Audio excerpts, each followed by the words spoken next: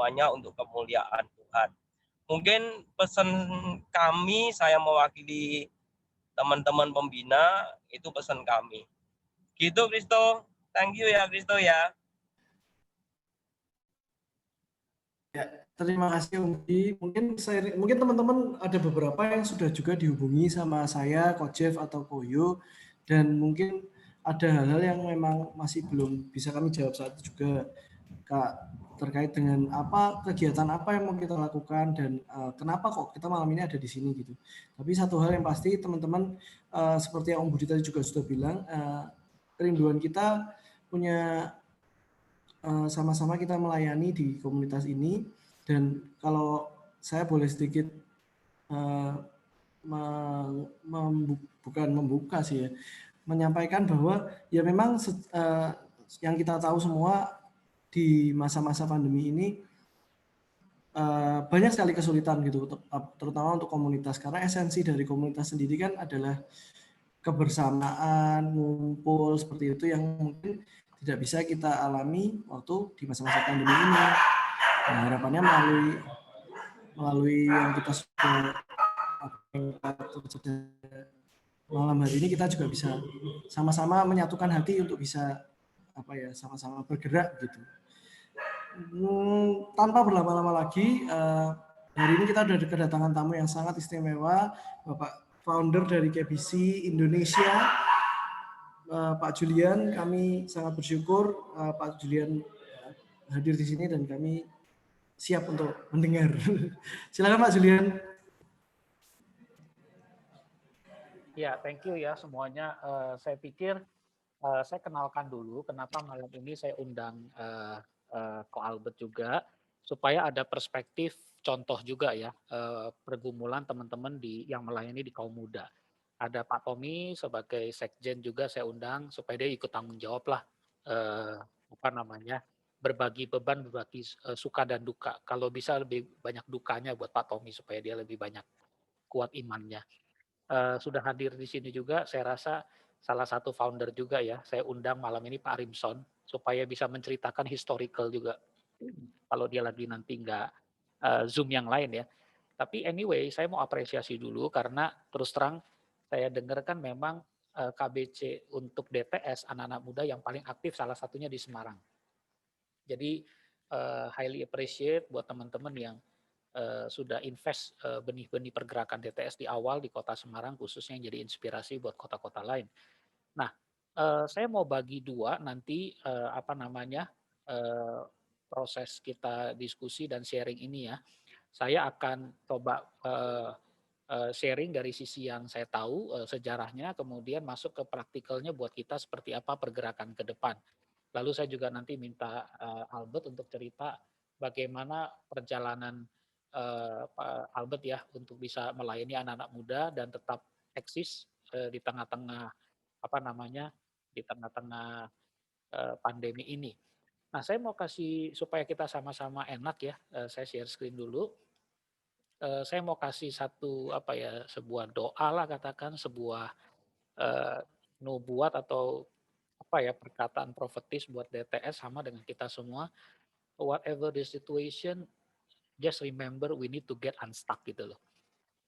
Saya senang dengan salah satu mentor KBC, dia selalu ngomong, Pak Yakub Usmanto waktu itu dia ngomong, masalah itu nggak permanen. Jadi masalah itu temporer. Ya, jadi don't worry, semusibah atau situasi sesulit apapun, masalah itu temporer. Ya, tidak permanen.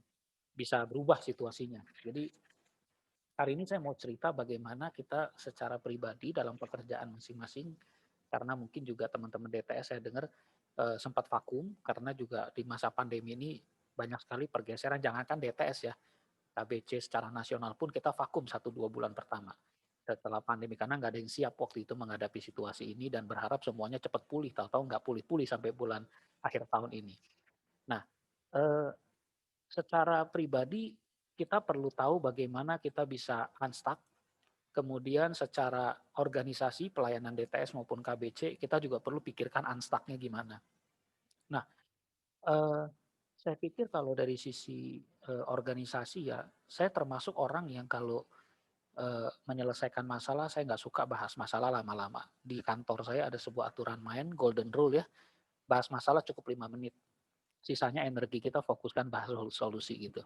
Ini yang juga saya terapkan ke teman-teman di mana saya berada juga. Jadi waktu kita bulan Maret, Tommy ingetin saya ya, kita mulai KBC Rise kapan ya Tom ya? Maret atau April? April kalau nggak salah ya.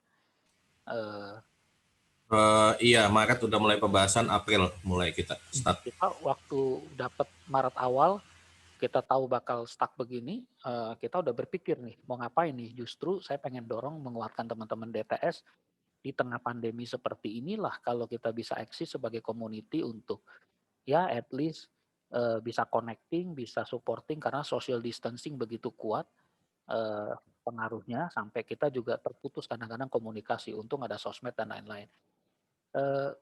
Saya mau berikan tips aja 3 untuk malam ini, bagaimana kita bisa unstuck dari sisi personal dan organisasi. Di tengah-tengah ini kita akan dengarkan, nanti saya akan ngobrol sama Ko Albert juga, ya. Secara historical nanti Pak Rimson sama Tommy kalau mau tambahkan silakan dari sisi organisasi. Oke, saya mulai dengan prinsip yang pertama ya untuk kita diskusi ya, tukar pikiran ini. Nomor 1 supaya kita unstuck ini selalu harus kembali ke direction ya, from here to there. Jadi untuk bisa unstuck kita mesti sadar situasi kita seperti ini, stucknya di mana, mau menuju kemana. Pokoknya masalah apapun deh, harus Anda punya moto ya, from here to there. Bergerak dari titik sini ke titik sana, itu baru bisa membuat kita unstuck. Seperti gambar tadi di awal, kalau nggak ada ya kita bobol dinding lah, bikin jalan baru gitu kalau nggak ada jalan yang terbuka, ya kan? Karena pemahaman ini waktu sama dengan KBC, waktu kita bulan Maret secara nasional stuck semua, camp semua batal semua, kita berpikir dare-nya apa? Yang ada dare-nya adalah digital. Ya sudah kita go there gitu, as simple as that. Jadi nggak ada cara lain ya kita pakai Zoom waktu itu dengan segala keterbatasan, pada ngomel-ngomel, berat, Zoom, internet, kuota, dan lain-lain, tapi sekarang orang udah terbiasa semua. Jadi selalu kita harus berani bergeser from here to there-nya di mana. Perubahan karakter from here to there. Perubahan peningkatan karir juga from here to there. Semua orang yang stuck itu karena nggak punya titik untuk bergerak dari from here to there-nya itu. Ya, cuman saya menitipkan kepada teman-teman, ini saya rasa sebuah power statement yang paling saya suka ya. Orang pesimis itu pasti kita nggak rasa itu cocok ya di komunitas KBC maupun DTS. Tapi saya juga punya problem dengan orang optimis. Orang optimis kadang-kadang terlalu positif, terlalu optimis sampai dia menunggu segala sesuatu berubah dulu baru dia akan bergerak. Tapi saya kira ini juga penting buat kita belajar. Kadang-kadang kita perlu jadi orang realistis yang menyesuaikan layar kita. Ya kalau memang belum ada solusi terhadap pandemi ini ya pikirkan cara barulah. DTS mau pakai cara tadi Pak saya sempat ngobrol sama Rimson, mestinya KBC 2.0 ini KBC 2.0 ini harapan kita besar sekali buat teman-teman DTS bisa membawa pergerakan DNA, visi, misi, values yang KBC itu dengan versi anak muda ke depannya. Karena kita terbatas banget secara kekuatan, kapasitas, usia, pengetahuan, keep up dengan teknologi juga kita terbatas banget. Ya. Dan kemarin di KBC Rise saya senang banget bicara from here to there. Nomor 1 musuh kita gengsi. Kita takut diomongin orang, kita takut rugi, kita takut susah, ya. Saya punya sahabat yang sempat bikin film dengan kami bareng-bareng, film 5 waktu itu, Mbak Lola Amaria. Dia saya kira secara artis, secara produser sukses ya. Tapi dia di masa pandemi ini bikin kue apa nih namanya? Kue sebutannya kue ijo ya kalau nggak salah ya. Pokoknya dia masak, dia jual murah-murah, bukan bilang artis itu lalu jualnya super premium, harga 20.000, 30.000. Saya bilang Mbak Lola nggak salah bikin ginian. Dia bilang oh iya, saya karyawan saya mau gaji pakai apa kalau nggak bisa main film semua, nggak bisa syuting. Ya saya akan bikinlah begini dia bilang. Dan ini ternyata omsetnya meledak sampai dia bisa gaji karyawannya dengan baik. Dan ini pesan yang saya senang nih, from here to there nih ya dia bilang. Kalau mau lakukan apa-apa jangan gengsian, makan tuh gengsi dia bilang, ya kan? Kalau kita apa-apa gengsi nggak bakal bisa jalan lah. Ini saya titip ke Pak Rimson kemarin saya baca di internet bagus. penjual bakso usia 88 tahun. Jadi kalau DTS masih ada yang stuck ya, ya bertobat lah. Ya kakek-kakek aja 88 tahun getting unstuck kok dia. Dia bilang selama aku masih kuat, aku nggak mau minta-minta gitu. Kadang-kadang kita terlalu idealis, we don't do anything. Kita tunggu ide kita tuh pada nanti juga akan berubah lah, situasi akan bergerak, berubah. Nanti saya baru bergerak lagi. Problem kita kadang-kadang sebagai anak muda terlalu idealis tentang mimpi kita jadi nggak realistis. Ya, padahal Firman Tuhan berkata, Pengkhotbah 9 ayat 10,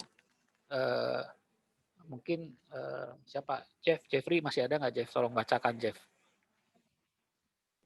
Sesuatu yang dijumpai tanganmu untuk dikerjakan, kerjakanlah itu dengan sekuat tenaga, karena tak ada pekerjaan, pertimbangan, pengetahuan, dan hikmat dalam dunia orang mati kemana engkau akan pergi.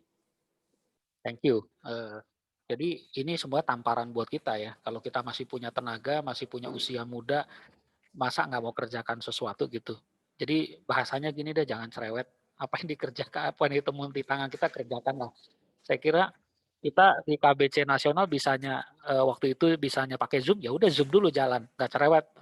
Pengetahuan bisanya cuman sedikit ya jalan aja dulu gitu. Nggak tahu pembicaraan dari mana, jalan aja. Saya senang juga iklannya si siapa itu, motonya si Tokopedia ya, mulai aja dulu.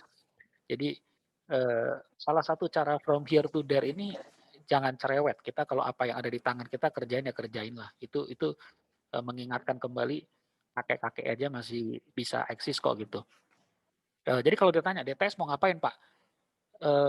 Saya justru nggak merasa punya formula buat DTS ya, karena itu dunia Anda, itu mimpi teman-teman DTS, itu hati Anda, yang Anda ketemukan dikerjakan, kerjakanlah. Kalau bisa lewat IG, udah kerjain IG. Bisa lewat WA, udah kerjain WA. Bisa lewat ngopi, ya ngopi udah. Jadi jangan tunggu, masih ingat nggak Kung Fu Panda ya waktu itu ya. Dia pengen cerita Kung Fu Panda, pengen dapat secret kenapa si Po itu, si panda itu kok sakti banget gitu kan. Tapi waktu awal-awal Po bisa belajar itu, dia juga kejar resep, kejar formula, kejar secret. Sampai dia ketemu satu lembaran yang dia pikir isinya ada ilmu kungfu, tahu-tahu lembaran itu kosong. Dan maknanya sederhana kan, the power is in you yourself gitu loh. Tentunya kalau kita bersama Tuhan, kita karena anak-anak Tuhan kan. Tapi waktu Jeffrey ngomong begini sama saya dalam hati jawabnya simple kok. Apapun yang ditemukan oleh tangan Anda, teman-teman DTS untuk kerjakan, just do it passionately. Ya, anggaplah itu tambah portfolio. Saya mungkin Tommy tahu ya, bikin topik ganti mungkin bisa 20 kali satu minggu. 2 minggu bisa 20 kali ganti topik, bikin key points, bikin ini. Nggak apa-apa. Karena buat saya itu portfolio. Investlah di diri Anda sendiri gitu loh. Jadi saya mau challenge satu itu. Nah saya mau Albert sharing yang kedua. Yang tentang prinsip kedua untuk getting unstuck. Tadi getting unstuck yang pertama, ingat dimanapun Anda berada, untuk getting unstuck you have to punya mindset getting from here to there. Jadi itu adalah langkah pertama kita gitu. Jadi kalau DTS mau dibawa kemana, ya masing-masing sharing lah dengan teman-teman DTS sendiri. Menurut saya from here to there DTS itu apa? Ya, from here DTS untuk komunitas, from here DTS untuk SS-nya, untuk DTS camp-nya, sukses mudanya, pasti bisanya itu apa? Masing-masing cerita aja, lalu bikin pilot project, ya kan? Pilot project gagal, coba lagi gitu loh. Jadi itu poinnya. Saya simpan nanti kalau ada tanya jawab silakan ya. Kalau tanya jawab, rumusnya gampang ya. Pertanyaan gampang saya yang jawab, yang susah Tommy yang jawab, yang Tommy nggak bisa jawab, Rimson yang jawab. Itu aturan mainnya. Itu udah baku di seluruh. Pak Rimson nggak bisa, nanti ke Bro Jeffrey. Oh iya, kalau Bro Jeffrey nggak bisa juga berarti nggak penting pertanyaan Anda. Karena sampai Jeffrey aja udah nggak bisa jawab gitu. Yang kedua menarik nih teman-teman. I hope you get this point. Untuk getting unstuck, you need to expand your pools. Ya, buka kolamnya. Saya sama Pak Tommy lagi belajar hidroponik nih, buka kolam baru minggu ini, baru belajar kelas apa ya kalau kita ya Tom ya. Pokoknya kita mah tambah ilmu aja pokoknya. Belajar buka kolam baru lah. Perkenalan baru dengan KBC Rise, dengan teman-teman. Kita udah nggak pernah kepikir bisa kontak A, kontak B, kontak C, karena mulai dari titik-titik kecil sederhana gitu loh. Ya. Ini saya pernah sharing di KBC Rise. sometimes you need to change the direction. Passion is not always an optimal way. Ya, kadang-kadang ketekunan Anda kalau kolamnya salah, kebodohan namanya. Wong ikan yang nggak di situ kok udah bergeser semua di pandemi, udah pindah ke kanan, ya kita geser lah ke kanan, ya kan? Jadi kesabaran tidak selalu cara yang maksimal, kadang-kadang kita perlu bergeser. Teman saya Ratna yang bergerak di disabilitas, sendoknya aja ini orang apa nih namanya, bukan autis ya, apa Tom namanya Tom? Down syndrome. Down syndrome, sorry. Orang Down syndrome aja bisa packing sendok dan tisu untuk nasi box dari 1-2 orang yang kerjain, dan mereka ingat ya, lambat sekali kerjanya, mesti fokus, nggak bisa multitasking, dilatih pakai telemek, pakai masker, pakai higienis, bikin. Hari ini mereka bisa pekerjakan 100 orang Down syndrome loh. Can you believe it gitu loh. Untuk packing sendok makanan doang. 1 bulan bisa terima 100.000. Untungnya gocap, untungnya 50 perak. Jadi jangan pernah pikir, aduh mau cuan yang gede-gede terus, cuan kecil nggak diperhatikan. Beruang itu bisa gede karena ikan kecil dia makan, ikan gede juga dia makan, nggak cerewet. Saya punya temen yang saya bilang, ini orang pengennya cuan gede terus, tapi nggak cuan-cuan. Karena dia nggak setia dalam perkara kecil, yang kecil nggak dihargai kan, susah gitu loh. Jadi mereka open pools yang baru. Tadinya kerja dengan yang teman-teman tuli di komunitas tunarungu, sekarang mereka buka kolam baru untuk orang autis. Omsetnya lumayan luar biasa sekali, hitung aja 100.000 pack setiap bulannya, mempekerjakan 100 orang lebih. Salah satu orang kantor saya, Bu Rahel, yang buta, karena pandemi training saya di perusahaan saya 0. Untuk divisi itu 0. Dia juga nggak bisa dapat kerjaan, saya juga empati sama dia. Cuma saya bilang, kamu bisa ngapain sih Rahel? Ya masak lah Pak, saya bisa bikin nugget, dia kasih nama nugget keraton. Ya, kita bantu teman-teman komunitas orang buta loh ya.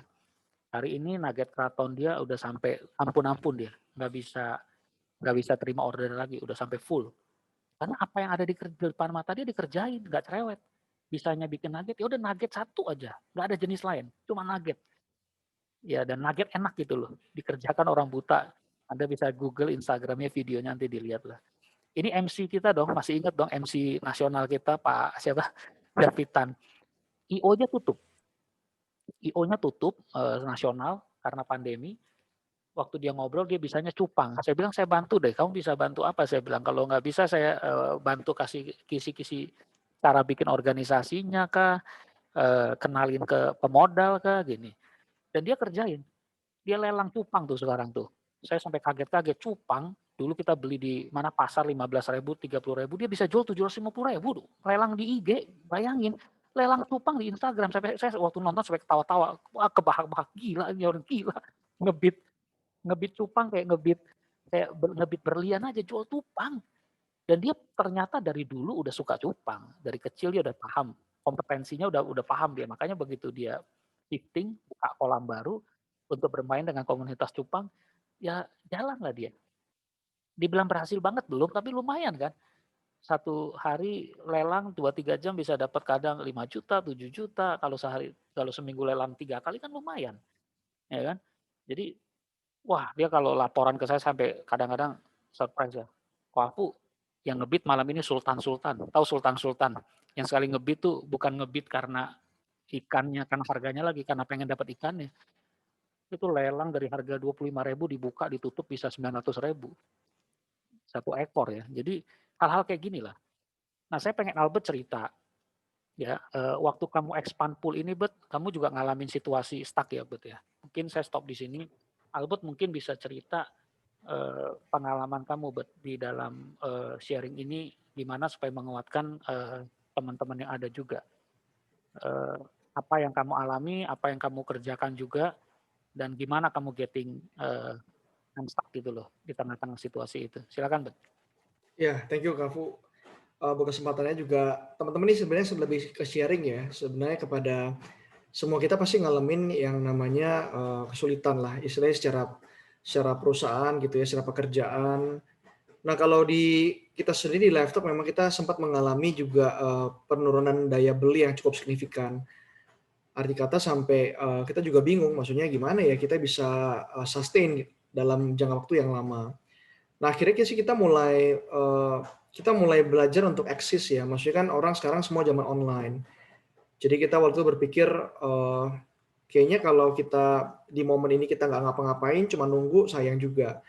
Jadi waktu itu yang kita pikirkan sih adalah bagaimana untuk menjadi eksis. Artinya kita satu sisi bisa berbagi gitu ya, menguatkan juga orang-orang lain, anak-anak muda gitu ya, ataupun juga keluarga. Nah, tapi satu sisi juga adalah kita bisa eksis secara branding juga. Jadi yang kita lakukan adalah secara konsisten adalah kita melakukan setiap minggu selalu ada IG Live sih waktu itu. Jadi dengan kita melakukan IG Live setiap minggu gitu ya, ternyata sangat positif gitu. Jadi kita punya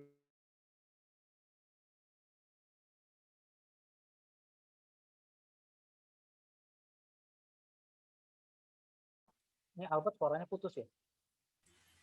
Iya, kelihatannya ada masalah koneksi. Oh ya, berarti Pak Yonatan tadi udah standby kan? Yo, jangan lupa lu yo, lu pengganti lu yo. Koyo, silakan.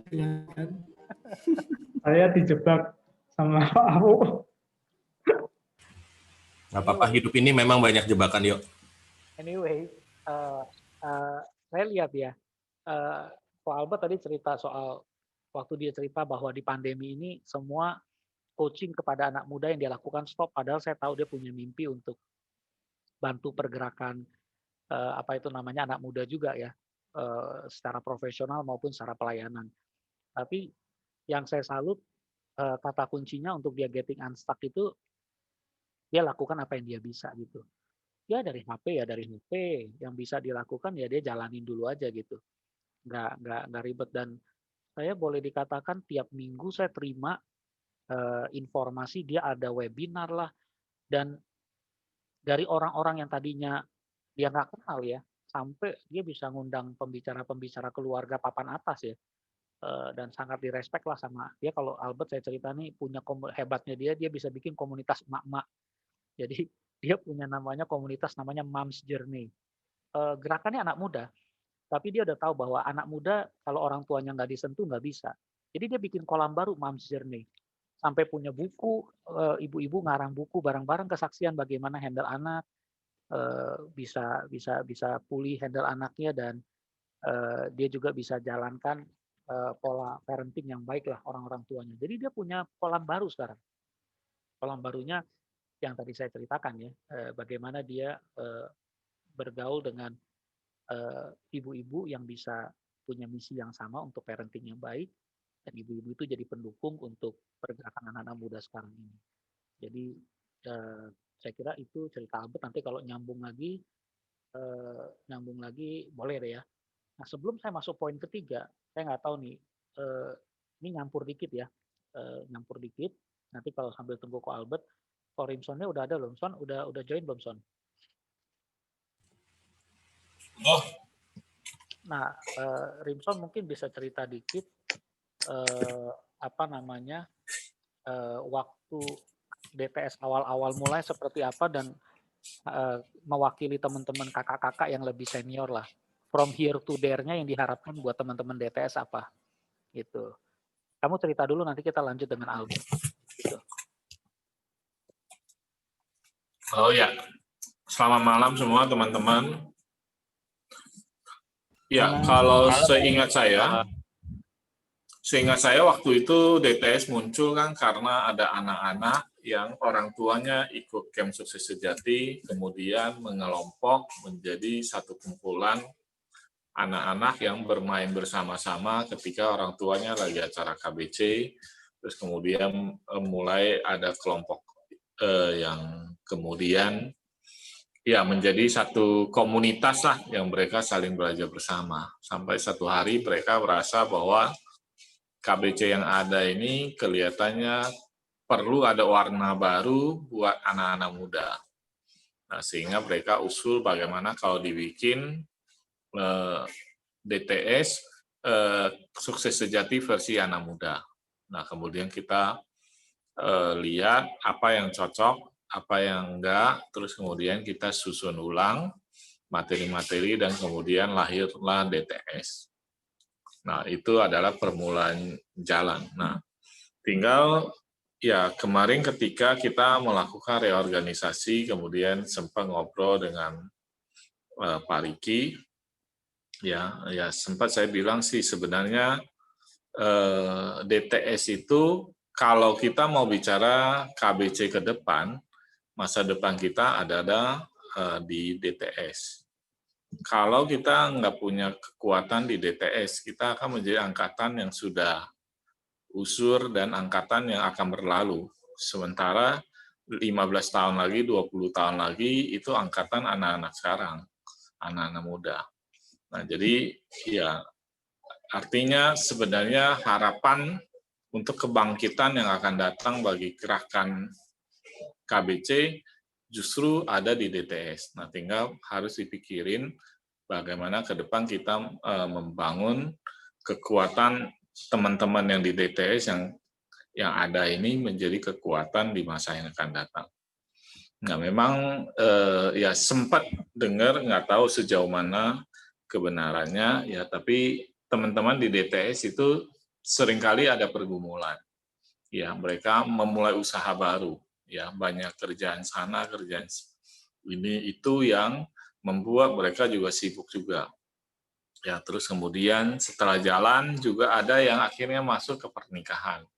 Dengan masuk pernikahan ada urusan penyesuaian lagi, tambah sana sini lagi, ada kerepotan-kerepotan sendiri, dan seringkali yang terjadi adalah teman-teman merasa bahwa oke, kayaknya sudah nggak bisa lanjut lagi di DTS, terus kemudian pindah. Nah, terus kemudian mulai lagi angkatan baru dan lain-lain. Nah, jadi ini yang memang satu sisi dilema, tapi satu sisi juga peluang untuk bagaimana kita menemukan ya pola pergerakan DTS ke depan ini, supaya DTS ini bisa menjadi tiang atau penopang untuk pergerakan KBC yang akan datang.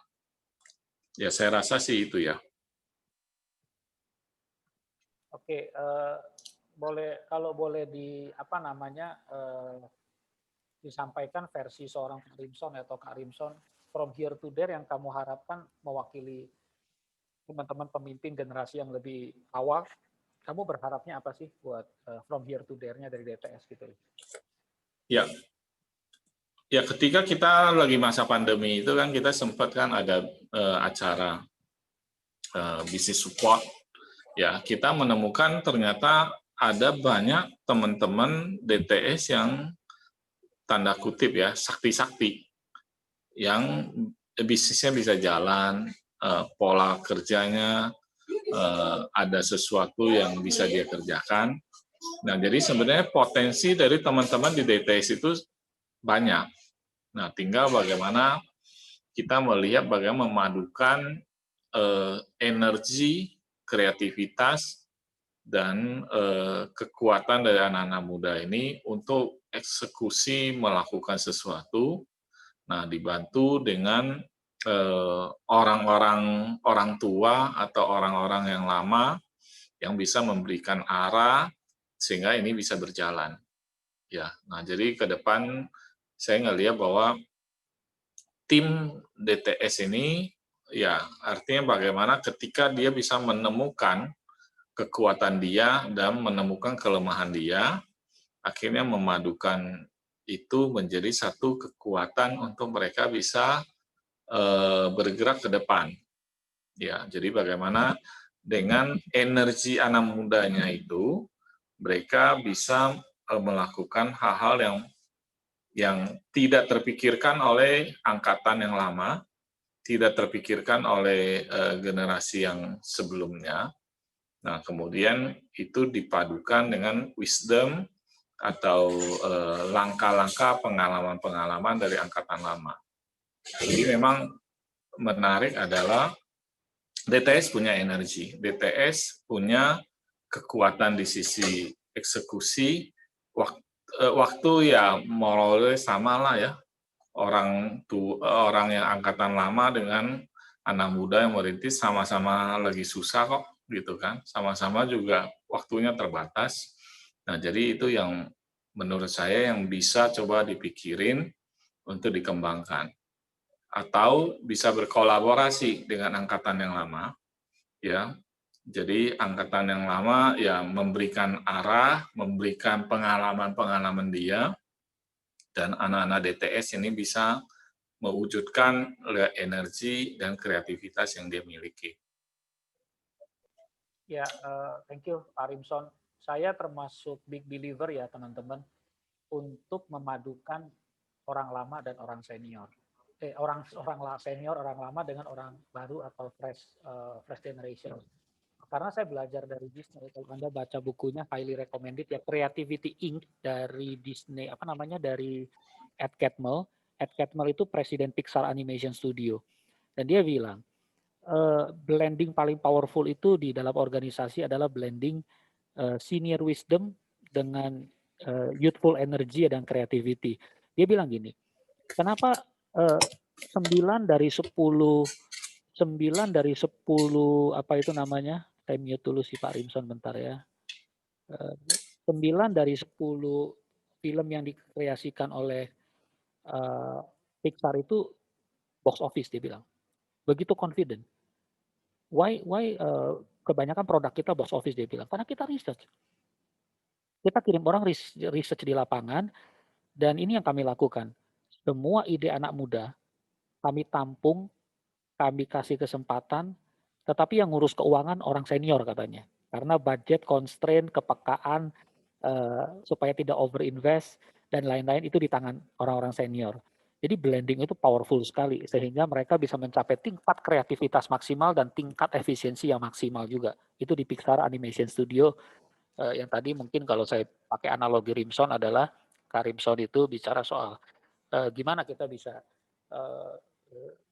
saving new opportunity dengan kolaborasi teman-teman yang ada di ABC Nasional maupun di DTS juga. Karena Ko Albert internetnya sudah connect lagi, Bet silakan tadi lagi bicara expand your pool, sama kamu juga usulan buat from here to there untuk DTS ini versi kamu apa ini? Silakan Bet. Ya, thank you Kak. Jadi sorry teman-teman ini tadi agak jelek internetnya. Sebenarnya saya percaya bahwa di dalam waktu goncangan terjadi sebenarnya ada sebuah hal yang positif sebenarnya. Dan sebenarnya orang-orang butuh pegangan. Sebenarnya DTS ini kan sudah punya alumni juga sebenarnya, dan sebenarnya sebuah hal yang sangat positif. Ini mungkin saya mau sharing aja sebenarnya lebih ke proses ya. Pada saat kita di Live Talk Asia dengan adanya pandemi ini, tentu saja daya beli juga tentunya nggak. Nah, tapi yang kita pikirkan bahwa gini, pada saat kita deliver satu hal yang positif dan istilahnya kita mau menggaungkan terus tentang sebuah hal yang baik dan sebuah hal yang benar, apalagi khusus di momen-momen ini susah. Ternyata itu mendatangkan sebuah minggu kita 2 kali live. Kita punya 2 account, satu dari untuk yang para ibu orang tua gitu, yang satu lagi dari anak muda. Nah, kita lakukan terus secara konsisten. Jadi dari bulan Maret itu kita udah mulai April kita udah mulai jalanin setiap minggu kita jalankan. Nah, justru hal yang menarik pada saat kita mulai membuka hal ini gitu ya, mulai sharing gitu ya, ternyata ada penambahan yang sangat signifikan di dalam kita punya account gitu ya. Jadi ada banyak follower, ternyata dari situ orang mulai sadar kita eksis gitu ya, orang mulai tanya ini apa sih gitu ya. Dan pada saat momen itu jadi orang banyak nanya produknya apa dan sebagainya. Nah, di situ kita baru menemukan sebuah market baru. Ternyata ada orang-orang yang menarik, yang tertarik, yang sebelumnya belum ada di marketnya kita. Jadi yang saya mau share sama teman-teman, sebenarnya di momen-momen ini apa yang menjadi misi dan visi BTS KBC dalam DTS itu adalah sebuah hal yang sangat menarik dan disayangkan kita nggak mulai melakukan sesuatu untuk menjadi eksis dan menggaungkan hal-hal yang baik. Karena sebenarnya zaman sekarang ini, momen saat ini tuh orang sedang kehilangan banyak hal gitu ya. Dan sekali dengan adanya DTS gitu ya, ini kita bisa menggaungkan harapan, kita bisa menggaungkan support, dukungan, di mana orang-orang yang dulunya pernah bersentuhan dengan DTS gitu ya, akan bisa terbakar lagi, kembali lagi. Nah, kita nggak mau kehilangan momen ini sih. Dan justru pas di live gitu ya, engage-nya sama kita sangat baik. Ada orang-orang yang sangat akhirnya suportif sama kita. Mereka bilang, oh bagus banget ya. Akhirnya mereka mendukung kita, mereka ngenalin kita kepada orang-orang lain gitu ya. Dan di momen ini pada seorang membutuhkan sesuatu, kita memberikan dukungan, kita memberikan support, kita memberikan istilahnya konsultasi gratis, kita memberikan juga istilahnya doakan, kita hubungin semua orang-orang yang minta didoakan, kita doakan juga setiap minggunya. Hal-hal ini membuat mereka merasa bahwa ternyata ini bukan cuma sekedar perusahaan, ini adalah sebuah istilahnya filosofi, ini adalah sebuah value yang ini ada sebuah misi di balik dari semua apa yang mereka lakukan. Nah, karena itu jadinya trust sama kami itu begitu luar biasa. Mereka bilang, ya, tapi mungkin saya akan kirim sama teman-teman yang lain. Dan benar, pada saat kita mulai lakuin event gitu ya, banyak yang akhirnya yang datang untuk nonton juga. Dan akhirnya juga mereka juga bersentuhan dengan, kita bisa bersentuhan dengan market yang baru juga. Ini yang menarik juga bukan cuma dari orang tua, tapi dari lembaga juga, dari perusahaan-perusahaan lain yang melihat apa yang kita lakukan. Mereka bilang, ternyata ini bagus nih di zaman sekarang. Tertarik untuk bicara apa yang bisa kita lakukan sama-sama. Dan akhirnya kita bisa membuka, Kafu bilang, kita jadinya bisa kerjasama sama universitas, kita bisa kerjasama sama perusahaan-perusahaan lain, yang melihat bahwa apa yang kita lakukan sangat konsisten dan juga membawa sebuah misi yang baik. Jadi mungkin kalau ditanya dari here to there-nya, teman-teman DTS kita sebenarnya sudah melakukan hal yang sangat bagus sampai hari ini. Tapi kalau kita cuma berhenti gara-gara kita mulai fokus kepada istilahnya apa yang kita lakukan saja, menurut saya akan disayangkan apa yang sudah kita bangun selama ini. Dan DTS ini kan membawa suara kebenaran, suara harapan. Ya, kita membawa sebuah hal yang membuat orang-orang tuh sadar bahwa inilah cara berbisnis di mana Tuhan menjadi pusat di dalam kehidupan kita. Ini orang-orang butuh ini gitu. Dan hari-hari ini banyak orang menyelamatkan dirinya masing-masing. Tapi saya sangat berharap bahwa sebagai anak-anak muda gitu ya, kita sebenarnya adalah orang yang paling penuh dengan harapan karena kita adalah orang yang paling kreatif.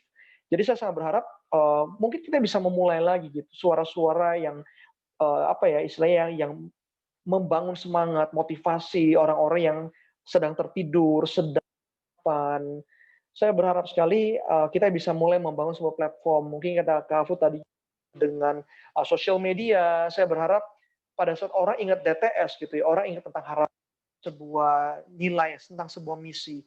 Sehingga kita yang bersentuhan bisnis profesional yang ada di dalam DTS, orang tahu kualitas kita.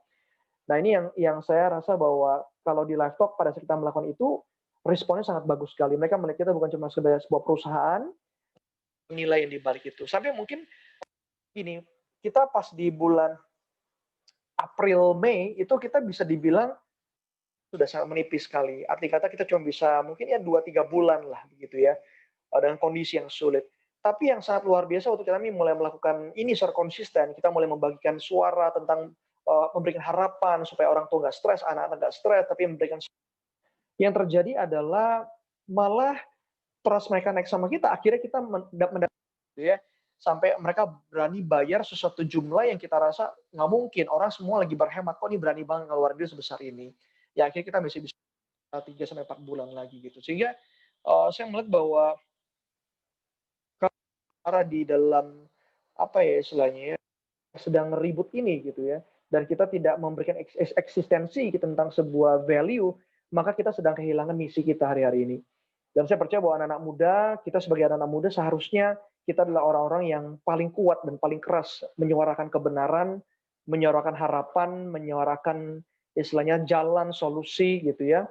Dan kita percaya pada saat kita mulai bisa sharing di IG Live ataupun pakai apapun gitu ya menjadi sarana kita, saya percaya bahwa banyak anak-anak muda, mungkin alumni yang nggak hadir, mungkin bisa mulai join lagi. Mungkin orang-orang yang belum pernah kenal sama DTS, mungkin bisa kenal. Jadi saya cuma sangat berharap apa yang sudah teman-teman, khususnya teman-teman di DTS Semarang, apa yang sudah kalian lakukan itu sangat luar biasa menurut saya. Setiap kali kita pembicara datang ke Semarang, kita paling happy. Kenapa? Karena sambutannya luar biasa, timnya juga sangat sigap sekali. Saya cuma sedih, sangat menyayangkan kalau misalnya kita cuma berhenti di sini gitu. Gara-gara pandemi, seharusnya goncangan datang, kita lo solusinya.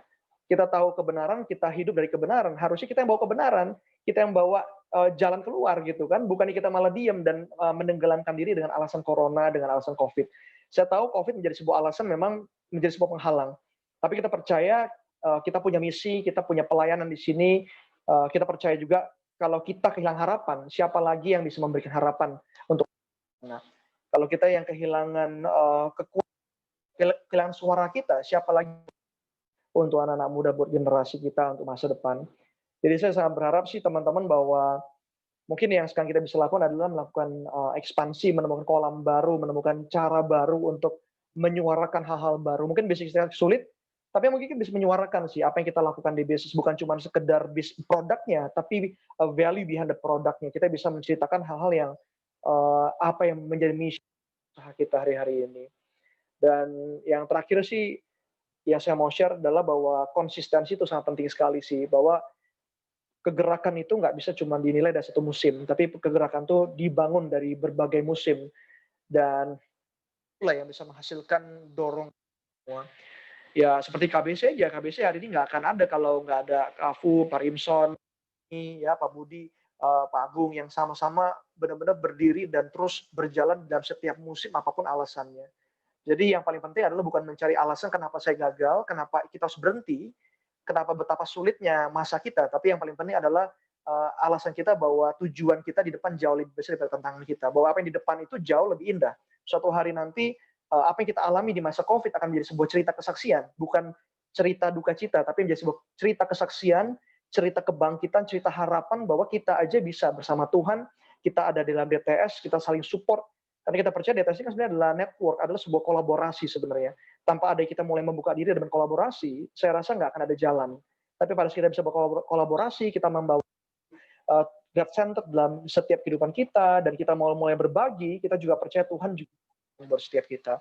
Jadi teman-teman, yuk kita sama-sama bangkit, kita mulai lakukan sesuatu yang memang bukan lagi beralasan bahwa ini sulit, bukan lagi beralasan bahwa ini semua karena corona, tapi beralasan bahwa semua yang kita lakukan dengan mulai hari ini akan jadi sebuah cerita suatu hari nanti anak cucu kita, bahwa kita membangun sesuatu hal di depan kita. So itu aja sih teman-teman yang saya mau sharing. Itu aja sih Kak Afung. Jadi thank you Albert. Jadi teman-teman tahu ya kenapa saya menghadirkan Albert. Saya ini penyanyi paragraf pertama dan paragraf kedua, referennya itu adalah Albert. Jadi refnya udah puncaknya itu tadi udah disampaikan ke Albert ya. Thank you Albert. I think it was very inspiring, and saya sendiri yang mendengarkan dengan seksama saya bilang ya ini memang suara profetis yang harus kita dengarkan sama-sama ya, terlepas dari latar belakang dimanapun kita berada. Oke, mungkin saya mau kasih penanggap ahli kita Bapak Tommy. Saya sudah sharing, Pak Rimson sudah sharing, Albert juga sudah sharing. Sekarang kita kasih ke penanggap. Setelah itu kita mungkin tanya jawab ya teman-teman. Harapannya ini bisa interaction. Tanya apa aja deh ya. Yang penting Anda udah tahu aturan mainnya tadi, yang gampang, yang susah, yang mana ya. Tommy.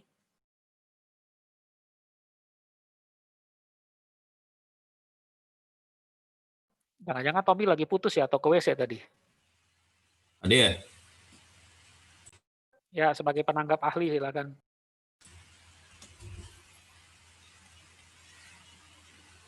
Dapat bagian yang paling nggak enak tahu-tahu diberi penanggap ahli ya. Jadi itu lebih tepatnya ahli yang minta saya jadi penanggap gitu ya. Itu mungkin lebih cocok. Oke. Udah lengkap semua dari paragraf pertama sampai ref ya, sudah lengkap. Saya tiba-tiba teringat tadi Pak Rimson cerita semangatnya awal DTS hadir itu apa sih, gitu ya. Nah kalau 2005 Kingdom Business Community itu mulai bergulir, Kingdom Business Community berarti komunitas dunia usaha, dunia kerja yang ingin menjadikan Tuhan dan Kristus sebagai pusatnya. Dan apa yang kita perjuangkan? Kita perjuangkan belajar menghadirkan Allah di tempat kerja, di tempat usaha. Dan kita belajar untuk bisa menuju sukses sejati, bukan sukses yang palsu. Itu 2005, 15 tahun perjalanan. Berkembang ke banyak kota. Kemudian seingat saya 2011 akhir, waktu itu Pak Rimson, tadi Pak Rimson udah cerita teman-teman anak muda datang diskusi mau menggulirkan sukses sejati versi anak muda. Waktu itu bahasanya lebih begini, kita udah ikut sih camp sukses sejati, kita udah ikut sih sesi-sesinya, dia bilang. Banyak yang kita ngerti, tapi banyak juga yang kita nggak ngerti katanya. Karena bahasanya nggak connect kok, dia bilang. Bahasanya camp sukses sejati itu nggak gitu connect, dia bilang. Saya masih ingat salah satu penggalan bahasanya adalah bilang begini, apalagi sesinya Pak Paulus Bambang. Om Paulus tuh bahasanya tinggi banget katanya. Udah Astra, udah omsetnya udah ratusan miliar katanya. Nggak kena kok katanya. Gimana ya? Kita masih mikir omset jutaan, sono udah miliar katanya. Nggak connect dia bilang. Jadi kemudian bahasa berikutnya yang menarik adalah bilang begini. Kalau itu camp sukses sejati yang ikut om-om sama tante-tante umur 35, 40, 50, 60 itu semua salah jalan katanya. Kemudian baru menemukan rambu-rambu dan mau putar balik karena ikut camp sukses sejati. Kenapa kita nggak dari muda kita buat, dia bilang. Teman-teman bilang gitu. Kenapa nggak dari muda kita buat? Kenapa sih nggak dari umur 20, 25, 30 kita ngerti apa sih konsepnya sukses sejati? Dan bagaimana kita dari sejak muda tahu rambu-rambunya dan kita belajar menghadirkan Allah di tempat kerja kita, di tempat usaha kita, di warung kita, di toko kita gitu loh. Dari sejak muda dong gitu loh. Jadi rambu-rambu itu kita tahu. Jadi kalau verboten nggak boleh masuk, udah jelas tandanya, ya kita jangan masuk, dia bilang. Kalau nggak boleh belok kanan, nggak boleh suap, nggak boleh main curang, timbangannya nggak boleh serong, ya udah jangan gitu loh. Jangan sampai salah jalan dulu sampai umur 35, 40 terus kemudian U-turn, ngapain? Itulah waktu itu momennya teman-teman muda, dia bilang sejak muda kita harus bisa sukses sejati. Makanya yel-yelnya itu adalah sukses muda pasti bisa. Lebih tepatnya sukses sejati sejak muda pasti bisa. Nah, semangat itu yang digaungkan dan waktu itu bilang kita mulai Jakarta. Kita mulai Bandung. Habis itu kita mulai semua kota yang ada KBC-nya, dia bilang. Supaya teman-teman muda semua bukan hanya om-om, tante-tante, anak muda juga kumpul, dia bilang. Supaya dari muda udah kenal spiritnya Glory, udah dari muda udah kenal sukses sejati gitu. Jadi susah-susahnya kita nggak akan sesusah generasi sebelumnya gitu. Dan rasanya itu yang menjadi bensin saya sampai sekarang. Kalau ditanya kenapa kalau DTS itu punya ruang hati buat di KBC, saya rasa itu karena melihat bagaimana teman-teman muda punya cita-cita supaya sukses sejati sejak muda, dan itu pasti bisa. Kenapa? Karena komunitasnya udah ada Kingdom Business Community, kemudian udah ada program khusus untuk anak muda sukses sejatinya, yaitu Dare to Succeed. Udah ada biskomnya. Aduh, biskomnya susah, kadang-kadang yang ngumpul dikit banyak sama aja. Biskom anak tua juga begitu, gitu loh. Tapi harusnya kalau ketemu dengan biskom anak muda lebih enak, lebih kreatif, gitu loh. Lebih kreatif, lebih banyak studi kasus, gitu loh. Nggak harus ketemu fisik, ketemu virtual juga seru-seru aja, gitu loh. Nggak ada kendala susah masuk Zoom kalau anak muda. Jadi kembali saya kalau disuruh nanggapi, Pak Julian bilang, apa sih from here to there-nya gitu loh. Ya kan? Kalau saya lebih suka ngomong begini, saya ingat waktu saya kerja, saya jadi staff, GM saya ngomong gini, lu kalau ruwet, lu kalau tersesat, dibilang, lu kalau nggak bisa ngajarin sesuatu, udah lu balik ke titik awal, kemudian lu kerjain ulang, dia bilang. Akhirnya kok saya jadi ingat lagi, saya kenapa waktu itu suka dengan iPhone. Steve Jobs ngomong, tahu nggak fungsinya tombol home, dia bilang. Kalau kamu tersesat di banyak halaman, pencet aja tombol home, kamu akan balik ke rumah, dia bilang. Nah saya bilang iya juga ya. Kalau hari ini kita lagi stuck kerjaan, ya udah balik lagi ke semangat awalnya gitu loh. Pak Rimson sama saya juga lagi penuh tantangan di kerjaan gitu loh. Nah semangat juga jatuh bangun, ya tapi itu yang harus kita tata juga. Pak Julian kasih semangat, teman-teman kasih semangat gitu loh. Kita juga sama, semua perjuangan. Nah kalau DTS hari ini bangun komunitas lagi perjuangan, balik ke titik awal, ingat dong semangatnya. Kalau hari ini saya teringat semangat DTS waktu awal, saya bilang iya ya, ini project gila banget, nabur benih sukses sejati sejak muda. Dan inilah yang membuat akhirnya masa depan perekonomian Indonesia, perekonomian anak muda, ini bukan di tangan teman-teman aja, di tangan kita semua. Kita nanti 5-10 tahun lagi ketemu teman-teman yang modelnya pencuri, pencolong, koruptor, atau teman-teman menjadi orang yang pejuang glory di tempat kerja, walaupun nggak kaya-kaya banget tapi timbangannya lurus, nggak jadi konglomerat tapi usahanya jadi bawa berkat untuk keluarga sendiri dan juga untuk bisa nolong beberapa orang, itu berpengaruh dari apa yang kita kerjakan hari ini. Itu aja tanggapan saya, Pak Julian. Ya, thank you penanggap ahli Pak Tommy. Saya kembalikan deh ke teman-teman ya. Kita buka forum aja. Kalau ada yang tanya kita bisa kelola. Kalau enggak kita bisa bubar lebih cepat dong ya. Kalau ada, ya silakan. Oke, thank you. Cek tes, udah nggak feedback ya. Thank you untuk yang udah disampaikan dari seluruh pembicara-pembicara kita hari ini yang luar biasa pembicara, narasumber ya. Nah ini sudah ada satu pertanyaan sih, tapi sebelumnya mungkin buat teman-teman yang mau nanya langsung aja, mumpung ini ada pentolan-pentolan orang-orang hebat luar biasa yang kita bisa tanya, kapan lagi ya kan. Mari kita tanya gitu apa yang pengen ditanyakan. Ini ada pertanyaan, Om, kan ini aku pernah ditanyain sudah kenapa sih kok ikut DTS, kenapa sih kok ikut KBC, karena orang-orang mungkin ya maksudnya mereka tuh merasa aku jalani yang sekarang aja aman-aman aja, nggak ada masalah, untung-untung aja, dan buktinya juga orang tuanya menjalani hal yang sama dan sukses-sukses aja. Jadi view tentang sukses sejati itu yang penting cuan. Kalau begini approach terbaiknya gimana? Ini termasuk kategori pertanyaan sulit ya, jadi Rimson aja yang jawab sama aku. Silakan Bet, duluan Bet.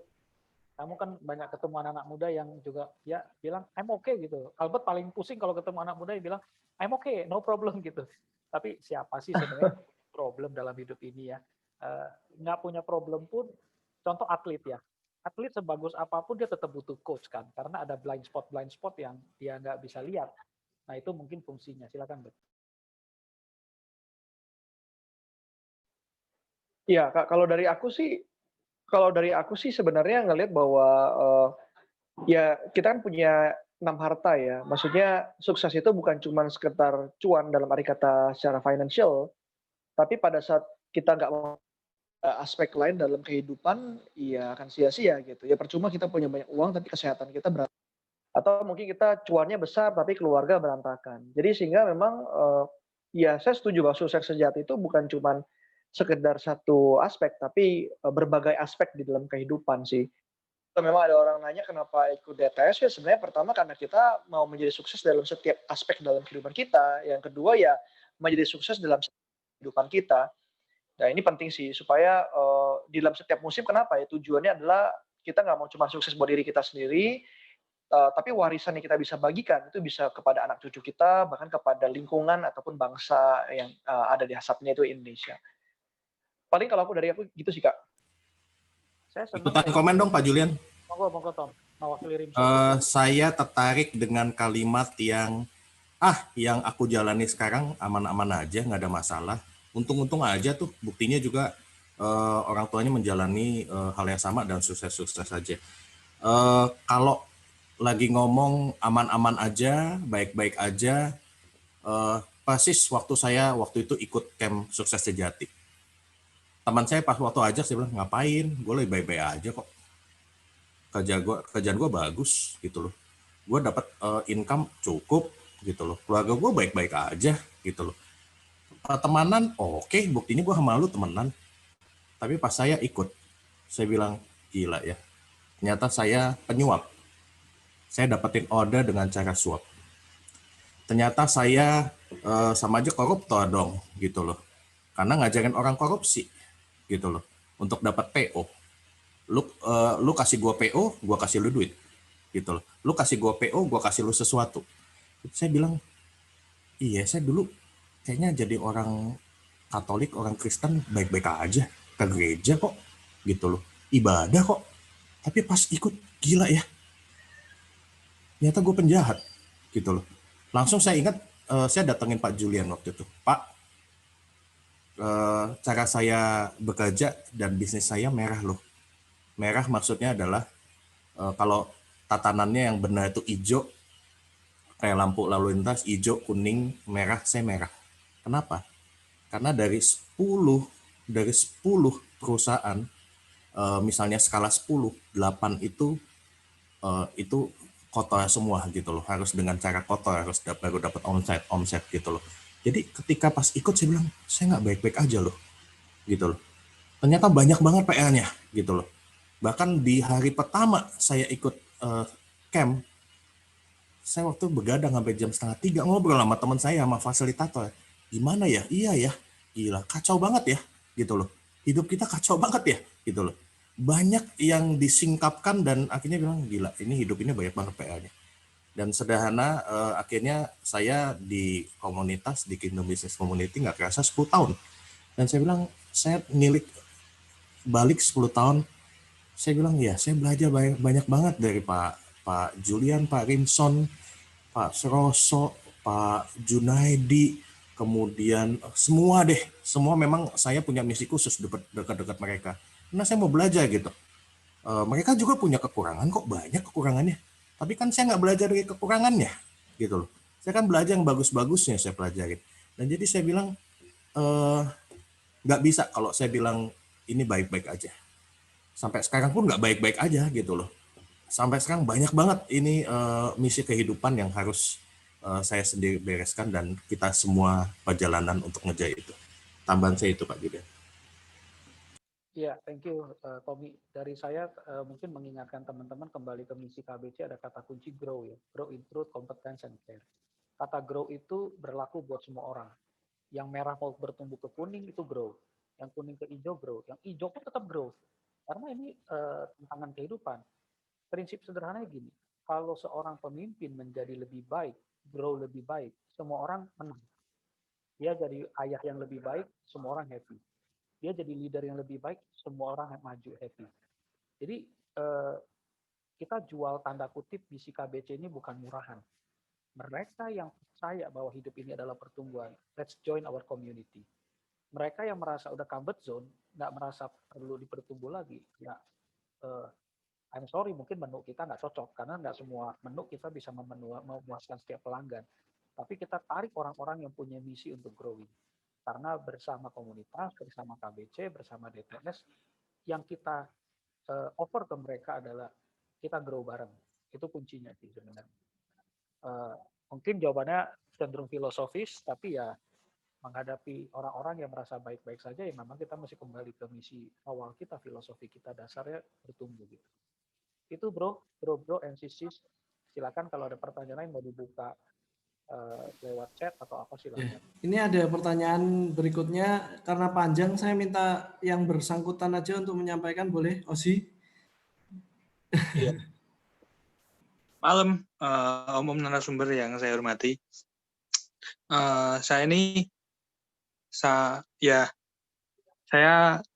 bekerja sama leader saya itu juga orang KBC. Dan di tengah jalan juga saya sampai saat ini sudah dapat dua tim, 2 orang ya, 2 anak buah yang saya tahu dia itu juga mantan pernah bekerja di salah satu perusahaan yang leadernya itu juga saya tahu dia juga orang KBC yang pegang nilai-nilai yang baik juga gitu loh. Tapi ternyata menurut pengakuan dia pun nilai-nilai itu nggak terrealisasi sampai stakeholder yang bawah gitu, dan dia nggak merasakan apa yang istilahnya nggak sesuai lah, value yang pemimpinnya pakai sama yang anak-anak buahnya itu nggak pakai itu nggak terserap sampai bawah gitu. Nah, saya cuma pengen tanya sih sebenarnya cara apa yang efektif supaya nilai seorang pemimpin yang miliki itu bisa tersalurkan dengan full utuh sampai ke stakeholder yang paling bawah. Thank you. Ya, tadi sebenarnya thank you Ozi, Albert sudah menjawab juga sih, ada beberapa perspektif yang bagus. Kalau dari saya pendekatan organisasi ya, kalau saya pemimpin atau Ozi pemimpin atau bosmu itu pemimpin yang punya nilai, paling gampang kalau mau netes ke bawah bikin itu jadi kebijakan. Saya sebagai atasan di kantor saya bilang, tidak ada anak buah saya yang kalau ketemu polisi nyuap, ya semua nggak nyuap gitu. Karena nggak akan saya ganti dan bahkan saya akan jadi catatan saya buat komitmen dia gitu. Jadi kalau itu pendekatan organisasi kita jadikan kebijakan. Jadi misalnya kita kemarin undang ownernya siapa itu, Garuda Food, Pak Sudamek di KBC Rice. Dia bilang sebagai owner dia bikin keputusan tidak boleh ada bisnis yang tanda kutip membunuh binatang, tidak akan terjun, dia tidak akan invest ke bisnis yang alkohol, yang dunia malam. Jadi sebagai pemimpin dia punya power untuk bikin kebijakan itu. Jadi tadi menjawab pertanyaan Osi, satu pendekatan organisasi. Pendekatan kedua kalau nggak bisa lewat sistem, nggak bisa lewat organisasi, ya lewat keteladanan pribadi. Nah, kata kunci keteladanan pribadi adalah waktu dan konsistensi. Jangan ngomong jangankan ngomong leader di kantor ya, Ozi ya. Billy Graham seorang penginjil terkenal aja, anaknya sendiri pemabok, alkoholik gitu. Sampai satu hari dia bisa menunjukkan konsistensi keteladanan, dia tidak menghakimi anaknya, baru anaknya bisa berubah dan bahkan jadi pelayan Tuhan sekarang ini. Jadi yang tadi Albert tawarkan, waktu dan konsistensi itu hukum, tidak bisa dilawan oleh apapun juga. Kalau kita nggak konsisten ya nggak akan terbentuk. Bahkan kalau kita lakukan dengan konsisten itu akan melebihi usia kita nggak ada pun orang masih bisa teladani hal-hal seperti itu juga gitu. Albert mau tambahin nggak? Ya, sebenarnya sih lebih kepada, ya saya setuju sih Kak. Jadi memang kalau dari saya ya nggak ada lain selain konsistensi sih. Maksudnya di dalam setiap musim kan sebagai seorang pemimpin pasti ada ujian gitu. Dan setiap ujiannya itu akan menjadi sebuah patokan untuk setiap tim yang melihat. Dan ini akhirnya menjadi sebuah culture di dalam sebuah perusahaan. Ya mungkin lebih ke mengkonfirmasi sih bahwa kalau saya sendiri sama tim ya sebagai pemimpin membuat keputusan ya berdasarkan value, dan value itu setiap musim ya tersebut. Itu. Mau ikutan lagi Pak Julian? Monggo. Kalau tadi kan sudut pandang dari bos ke tim ya, Pak Julian pimpinan, Pak Albert pimpinan ke timnya. Saya karyawan, saya profesional. Bos saya ada di Zoom ini, Pak Rimson. Secara struktur organisasi, Pak Rimson adalah pimpinan tertinggi saya. Kemudian di organisasi, Pak Julian adalah pimpinan tertinggi saya. Saya berinteraksi sama mereka berdua. Kalau pertanyaan Bro Ozi adalah, bagaimana supaya bisa nilai-nilai itu bisa kita lakukan dan itu bisa sampai ke bawah, ya. Tadi udah dijawab kebijakan kalau dari pimpinan ya. Kalau dari sisi saya mau komennya gini. Kalau kita sepakat mau perjuangkan nilai-nilai itu dalam satu tim, kita nggak bisa menetapkan satu orang menjadi pimpinan atau pelaku kebijakan, yang lain sebagai pengawas. Maksud saya adalah kita nggak bisa dalam satu tim itu beda kubu gitu loh. Kita nggak bisa kita bilang, gua mau liatin ya, ini orang KBC nih. Gua mau liatin nih, dia praktek nggak? Gua mau liatin nih, dia jalanin nggak nilai glory? Gua mau liatin nih gitu loh. Benar nggak apa yang diomongin? Nggak akan bisa. Karena saya sebagai timnya udah mengambil kubu berbeda gitu loh. Nah, contoh, saya masih ingat Pak Rimson, nggak tahu masih ingat atau enggak. Salah satu waktu rapat kita adalah salah satu rapat project. Waktu itu Bapak dan Pak Suroso ngomong. Salah satu waktu itu di kasusnya adalah kalau properti kita dibeli satu deret oleh bidang bisnis yang titik merah waktu itu. Kita jual nggak? Itu kalau nggak salah 3-4 tahun yang lalu pertanyaannya. Kalau nggak salah itu di lantai 4 pertanyaannya waktu kita ketemuan. Waktu itu saya tahu itu tantangan terbesar di industri. Orang mau beli banyak, yuk kapan lagi lah orang mau beli banyak. Tapi waktu itu ya Pak Rimson, Pak Suroso komen, enggak deh. Kalau untuk industri itu enggak lah. Gitu. Nggak bisa cari yang lain ya, yuk cari yang lain aja gitu loh. Nah, bagi saya, kita kalau mau berdiriin value, ya sama-sama gitu loh. Saya nggak bisa bilang, saya liatin bos saya ya, dia praktek nggak ya gitu.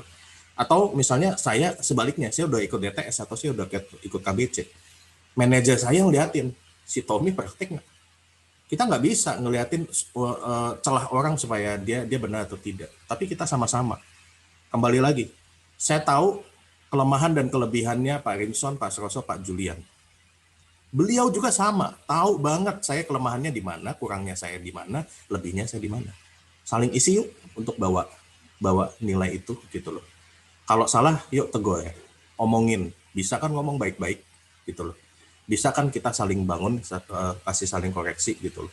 Saya juga lewat jalur pribadi atau jalur khusus sering lakukan itu. Komen saya untuk Bro Ozi begitu, kita harus satu kubu. Jawabannya itu. Thank you. Thank you kepada seluruh pembicara yang sudah menjawab. Ini karena keterbatasan waktu mungkin kita batasin satu pertanyaan lagi. Teman-teman ada yang mau nanya kah? Kalau nggak ada saya yang mau nanya. Berbicara tentang tadi mengenai konsistensi dan waktu. Kalau dikaitkan dengan pelayanan kita di DTS Semarang, memang ide itu banyak, idealisme dan ide-ide kreatif dari teman-teman itu banyak. Mungkin ada yang mau membuat ini, membuat itu, komunitas makan-makan, komunitas sosial media atau apapun itu banyak. Cuman memang permasalahan yang dialami anak muda sekarang, nggak tahu ya, maksudnya yang setidaknya yang kami alami beberapa adalah konsistensi. Karena mungkin di DTS Semarang sendiri kasusnya adalah kita semua hampir di rentang usia yang sama, di level hidup yang sama, yang kurang lebih mungkin sedang mengalami masa peralihan dari masa anak-anak muda yang sudah bekerja sekitar 4-5 tahun menuju ke arah mau berkeluarga seperti itu. Banyak di anggota tim inti kita sendiri yang tahun ini itu banyak yang persiapan untuk pernikahan. Nah, kendala itu membuat mungkin ditambah lagi dengan pandemi dan ditambah lagi dengan job pekerjaan yang memang di level yang entah itu bisnis maupun karyawan yang tanggung jawab juga cukup banyak, membuat terbatasnya waktu untuk bisa konsisten mengerjakan hal-hal yang harus kita kerjakan di pelayanan gitu. Kasusnya nanti pada prakteknya akan banyak yang nggak bisa bantu, diajak meeting nggak bisa, diajak Biskom yang datang cuman berapa seperti itu. Nah, kalau ini mungkin kan hal yang juga dihadapi di komunitas KBC secara umum. Kira-kira dari bapak-bapak om-om yang terhormat, ada masukankah untuk kami menghadapi permasalahan ini? Saya kasih tips saja ya, yang lain nanti boleh tambahkan. Nomor satu, saya termasuk tipe yang percaya pelayanan itu harus menjadi sesuatu yang menjadi magnet. Saya nggak pernah mau suruh-suruh orang gabung pelayanan, paksa-paksa nggak mau. Satu, buat saya, kalau ini dari Tuhan, ini pasti orang datang punya magnet gitu. Tapi kalau gitu, kalau dari Tuhan, apakah perlu marketing nggak? Perlu promosi nggak? Ya perlu, tetap sama kayak produk. Kita harus benar-benar promosi, marketing. Tapi marketing yang terbaik kan produk yang bagus. Marketing yang terbaik itu jasa yang bagus. Marketing yang baik itu reputasi company yang bagus. Itu akan orang jadi referral gitu. Jadi prinsipnya nomor satu, kalau ada orang mau pelayanan, dia sedang patah-patah, lagi butuh berjuang buat diri sendiri, keluarga sendiri, nggak ada yang salah. Kita harus jadi teman yang punya kasih karunia lah. Let them be. Lebih baik orang datang pelayanan, mereka karena kerelaan. Mau dalam keadaan terbatas, mau dalam keadaan berlebihan, pelayanan itu terbuka. Ya, janda yang punya uang cuman berapa keping, dia sumbang buat Tuhan lebih banyak daripada yang orang kaya yang nyumbang sekian persen dari uangnya saja. Jadi nggak ada masalah, mau terbatas, mau berkelebihan selama pelayanan itu memberi manfaat, mendatangkan kasih karunia buat yang melayani, duit gitu. Buat saya, kenapa saya mau, ada orang sering tanya saya, Pak Paulus sama Pak Heru di KBC, kenapa kok bisa konsisten lama? Kita dapat manfaat kok.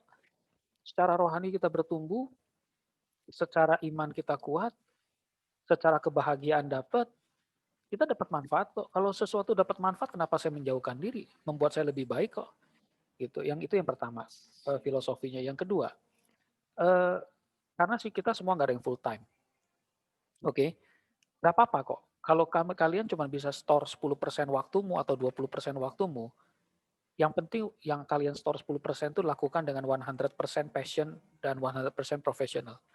Ya, saya kalau punya 20%, saya akan kontribusikan 20% itu 100% dari apa yang saya bisa lakukan. Sebagai contoh ya, kita lagi transisi Camp Sukses Sejati menuju digital. Kak Maya, salah satu penulis yang bantu saya di digital dengan Pak Rimson, dia cuma bisa bikin satu modul dari seluruh modul KBC, yaitu Lead to Bless. Nggak apa-apa, dia sumbang cuma mungkin 15% dari total bahan yang kita ada, tapi dia kerjakan mungkin 150%. Semangatnya gitu loh. Jadi, it makes a difference. So if you can only spend 10% of your time, it's fine. But do it 100%. Daripada kalian lakukan 50% dengan 10% passion. Daripada kalian kontribusi 75% waktu di DTS, tapi cuma 15% kualitasnya. Ya, jadi bagi tugas lah. Saya bagi tugas, Tommy bagi tugas, Rimson bagi tugas. Masing-masing mereka paling kontribusi berapa sih per persen buat KBC, nggak ada yang full time kok. Ya kan? Ada masa-masanya kita bergeser bergantian. Jadi itu poin dari saya. Ya, kalau kalian merasa dapat manfaat di DTS ini, invest your time. 10%, 20% nggak apa-apa. Ya, malah saya punya rule yang ini terakhir ya, saya share rule saya. Setelah itu saya serahin ke serahin ke Tommy atau si Albert ya. Ini kebuka ya. Make sure 100% you get better every day. Saya bahkan mau lebih radikal ngomong begini. Satu hari kita punya 24 jam, ya satu hari ya, kita punya 24 jam kali 60 menit, berarti kita satu hari punya 1440 menit. If you invest 1% of your time, masa nggak bisa sih buat DTS? Only 1% of your time. Berarti kurang lebih 15 menit mikirin DTS tiap hari. I challenge you, I dare you. Invest 1% of your time every day to think about DTS. 15 menit doain kayak, 15 menit tulis kayak jurnal, 15 menit lakukan sesuatu untuk membuat DTS bergerak from here to there. Only 1% every day. Kalian akan surprise. At the end of the day, kalian udah bisa melihat pergeseran itu 37% peningkatan. Hanya dari satu orang. Jadi kalau satu orang get 1% better every day, at the end of the month, akhir tahun depan, ya, ketika Anda ketemu lagi 20 Oktober 2021, tanpa sadar Anda udah naik hampir 40%. Kalau satu hari lebih baik 1%. Jadi 3 tahun, in 3 years time, itu jadi 100%. Jadi pelayanan itu nggak ada yang sebenarnya orang bilang itu pelayanan itu mau maju mau mundur itu tergantung leadernya, tergantung kitanya gitu as a leader. Ya, Tuhan nggak kejar tayang, nggak kejar target. Kalau Anda cuma punya waktu 1% everyday mikirin DTS, do it. Ya, masa 1% kagak bisa kan kebangetan. 2% ya, 30 menit loh. 2% tuh 30 menit loh. Anda invest tiap harinya. Ini apa iya sih Tuhan berhutang sama kita sedemikian besar sampai kita 24 jam nggak bisa punya waktu gitu untuk invest di dalam sebuah misi yang mulia. So, saya cuma pengen titip ini third point saya kan tadi saya janji 3 ya. Getting unstuck itu nomor 1 adalah pikirin from here to there, harus digerakin kemana. Nomor 2 itu expand your pool, jangan kerja sendiri. Ya, nomor 3 get better 1% every day. Just 1% every day. Ya. Kalau saya yakin 20 orang di dalam forum ini, semua masing-masing invest at least 1% setiap hari untuk mikirin DTS. Saya yakin tumbuh kok. Pasti tumbuh. Ya. Karena nggak ada sesuatu hal yang kita lakukan dengan betul-betul passion. 1% tapi benar-benar 100% mikirinnya full gitu. 15 menit itu terdedicated, doain, tulisin, pikirin. Apa yang saya bisa lakukan untuk DTS ini.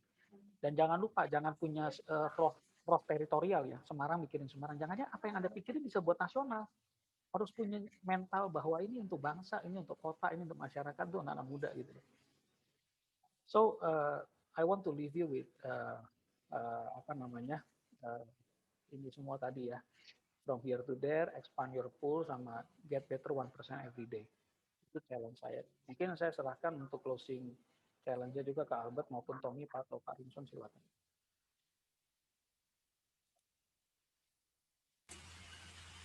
Bro Albert yang paling jago belakangan dah. Biasa kan jagoan terakhir. Anak buah dulu keluar. Kalau Pak Julian dari sudut pandang itu, saya dari sudut pandang saya berkaca. Iya, dulu saya pelayanan di KBC karena apa ya? Gitu. Karena apa ya? Terus terang saya menyelidiki ada apa sih di dalam KBC? Orang-orangnya kayak apa? Gitu loh. Saya menyelidiki sungguh. Makanya waktu itu setelah ikut camp, saya langsung jadi fasilitator. Saya ikut jadi kepanitiaan. Saya pengen lihat isinya dalam KBC itu apa. Gitu loh. Isinya orang-orang yang berjuang nggak? Gitu loh. Dan ternyata kembali saya lihat, ya memang perjalanan manusia menjadi lebih baik kan nggak gampang. Gitu loh. Banyak kita ngelihat teman-teman kita kembali lagi, cacatnya banyak gitu loh, kekurangannya banyak, tapi yang saya hormat sama mereka adalah mereka berjuang praktekin apa yang mereka anggap itu sebagai value. Sukses sejati, glory itu diperjuangin. Jatuh bangun, iya saya tahu gitu loh. Saya juga jatuh bangun kok praktekinnya, tapi mereka tidak menghakimi. Ada nggak yang menghakimi? Ada sih, pastilah. Tapi saya lihat ada juga teman-teman yang dorong supaya tambah semangat gitu. Jadi ujungnya saya ingat Pak Julian tadi ngomong, cuan nggak pelayanannya? Saya juga timbang-timbang, saya lihat saya cuan loh. Kenapa? Saya dekat-dekat dengan orang yang punya energi, orang dekat-dekat sama orang yang punya semangat mau praktek, saya cuan. Karena saya cuan, saya ada di dalam itu. Pertanyaannya, kok mau ke DTS? Emang cuan? Berbagi iya, bagi pengalaman iya, bagi waktu iya, gitu loh. Bagi yang lain iya. Network ke anak muda kan harusnya kalau yang paling sukses mah kayak yang usia atas kali ya. Karena bangun network ke anak muda rugi nggak? Enggak loh. Malah banyak belajar dari teman-teman. Gue dekat-dekat sama anak muda terus terang jadi lebih mudaan. Kalau nggak muka udah 5 tahun lebih tua lagi. Nah terus kemudian gila lihat mereka mengajarkan sesuatu. Iya ya bisa ya pakai begitu ya. Bisa kok. Iya gue jadi pinteran lagi gitu loh. Nah jadi pas dilihat malahan cuannya banyak banget gitu loh. Cuannya banyak banget. Dan tanpa terasa anak-anak kan udah punya anak anyway. Udah 1 SMA sama 2 SMP. Dulu nggak tahu ngomong sama anak muda gimana. Gara-gara di DTS jadi tahu kan 5 tahun lagi ngomongnya kayak apa gitu loh. Sama gitu loh. Jadi cuannya banyak banget gitu loh. Jadi karena ngelihat cuannya banyak banget dan ingat saya jadi ingat dulu waktu masa muda kasihan banget gue ya. Nggak punya mentor, nggak pernah ikut komunitas, ke gereja cuman ya datang telat pulang duluan gitu loh. Kasihan banget masa muda, nggak punya pendamping, nggak punya kakak yang bantuin, sehingga kalau berbagi ke DTS senang-senang aja. Kenapa? Karena pengen jadi ya dampak yang paling kecil lah gitu loh. Kalau dulu gue nggak punya orang yang mungkin dampingin dan lain-lain, nggak seberuntung gitu loh orang-orang lain yang punya komunitas kakak yang dampingin. Oh iya kamu lagi ada ini ya, ini aku bantuin ya. Enggak, saya nggak punya dulu. Nah sekarang pengen ngasih itu gitu loh. Nah jadi ini sesuatu banget sehingga ini yang jadi bara api gitu loh. Kenapa mau ikut pelayanan, sehingga kalau ada teman-teman yang ya lagi kurang waktu dan lain-lain, tadi Pak Julian udah kasih tips ya, paham situasinya, tapi yuk dong ajak berbagi mimpi sama mereka gitu loh, bagi bara apinya gitu loh, bagi sesuatu, kasih lihat cuannya gitu loh. Ini belum lagi bahas cuan surgawi loh. Ini baru ngomong cuan duniawi dari tadi. Gitu. Belum cuan surgawinya gitu loh. Belum janji Kristusnya gitu loh. Kita belum bahas ke sana. Jadi simpelnya saya cuma cerita dari diri saya sendiri. Tadi saya cerita dari diri saya sendiri. Saya bilang cuan banget. Kalau 10 tahun ini saya nggak masuk ke dalam lingkaran ini, mungkin saya udah jadi penjahat kali. Atau udah menjadi tukang suap yang paling brilian kali, jago ya, dapetin PO dengan jurus-jurus kepalsuan itu gitu loh. Ya akhirnya pasti semuanya akhirnya kembali ke lingkaran normal sih. Yang pakai cara curang akan habis juga lah, nggak akan bisa bertahan. Intinya itu. Jagoan silakan dipanggil yang udah anak buah udah di depan. Jagoan belakang maju gantian.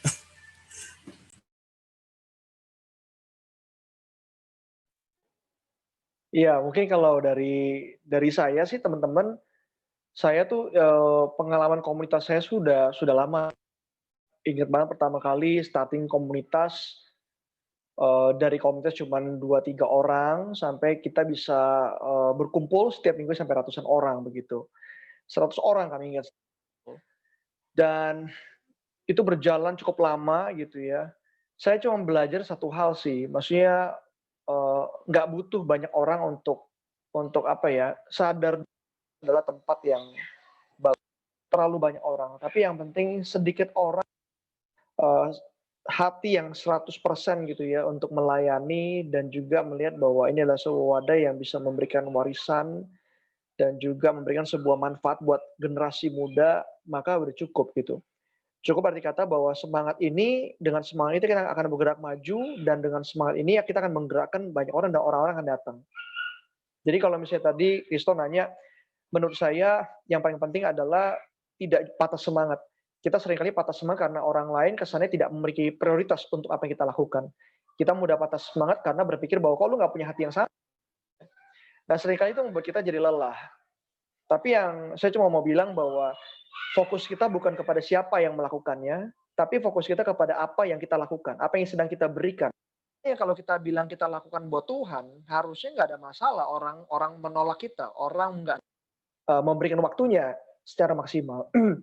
Tapi yang penting adalah kita, karena dengan kita melakukan secara konsisten, terus berinovasi, maka ini akan menjadi sebuah tempat yang nyaman, tempat yang bertumbuh, dan pada saat ini sudah menjadi tempat yang bertumbuh dan semangat dan energi itu terus hidup, maka otomatis orang-orang yang tertidur atau orang-orang yang dulunya nggak sadar akan datang. Kalau kita nggak patah semangat, kalau kita nggak terlalu cepat untuk putus asa. Jadi kalau dari pengalaman saya membangun, jangan patah semangat. Musim akan terus berganti. Ada orang yang bilang bahwa oh nanti saya udah berkeluarga, punya anak, muda lagi dong gitu ya. Nah menurut saya nggak juga. Kalau misalnya orang yang cuma bilang oh kalau saya udah punya anak, ya ada benarnya. Tapi menurut saya semua kembali kepada hati kita. Kita tuh mau section yang mana gitu. Kita mau lebih muda atau kita yang mau lebih keluarga, itu semua pilihan. Tapi yang paling penting adalah kalau kita sadar bahwa kita diberkati dari komunitas ini, kita ini dan kita mendapatkan sesuatu di komunitas ini, kenapa sih nggak kita membangun untuk generasi yang selanjutnya? Kenapa sih kita nggak nurture komunitas ini menjadi tempat yang terbaik seperti kita mendapatkan kita dulu di komunitas ini, kita bertumbuh dalam komunitas ini, kenapa kita nggak menyediakan selanjutnya untuk generasi yang akan datang? Kenapa kita malah berpikir hanya untuk melakukan sebagai sebuah kerja, sebagai sebuah pelayanan? So teman-teman, ingat baik-baik bahwa sebenarnya apa yang kita lakukan, kita lakukan buat Tuhan. Dan kalau kita ada di DTS bukan suatu kebetulan. Artinya ada sebuah legacy, ada sebuah hal yang kita harus tanamkan di sini. Jadi jangan putus semangat. Kalau ada orang nggak setuju dengan kita, orang nggak bisa memberikan waktu yang terbaik buat kita. Selama kita sendiri aja meyakinkan diri kita dan ini adalah pekerjaan Tuhan, maka Tuhan akan membuka jalan dan memberikan orang-orang yang tepat untuk bisa ada di dalam apa yang menjadi rencana Tuhan. So kita nggak perlu khawatir bagaimana kita bisa mengerjakan rencana Tuhan secara luar biasa. Itu Tuhan akan kasih jalan dan memberikan kekuatan sama kita. Yang penting adalah jangan putus harapan, jangan patah semangat gara-gara orang lain akan silih berganti kayak naik kereta, pasti ada ya. Tapi yang paling penting kita tahu nggak mau kemana gitu. Kalau kita tahu jelas kita mau kemana, apa yang kita berikan, apa yang kita dedikasikan, jangan khawatir. Karena semua itu akan bertumbuh dan menjadi sesuatu hal yang berbuah di dalam setiap pelayanan kita. Itu sih kalau dari saya. Thank you, Albert. Mungkin saya minta kesediaan Korimson untuk closing speech dan doa ya. Halo. Ya, silakan Son. Ya, saya rasa sih cukup ya dari teman-teman. Saya pikir DTS itu yang tadi yang Albert sampaikan di awal harus bisa menjadi harapan. Artinya ketika kita punya harapan, kita akan terus bergerak. Tapi ketika kita nggak punya harapan, kita tidak menciptakan harapan itu, maka itu akan membuat apinya jadi padam. Jadi penting untuk kita membakar kembali harapan itu, ya. Jadi harapan bahwa kita menciptakan generasi pembaharu, kita menyiapkan generasi yang lebih baik dari generasi sebelumnya. Harapan bahwa kita akan a better place for the next generation. Nah, saya rasa itu yang bisa membuat kita tetap maju dan menyediakan waktu dan melakukan bagian kita.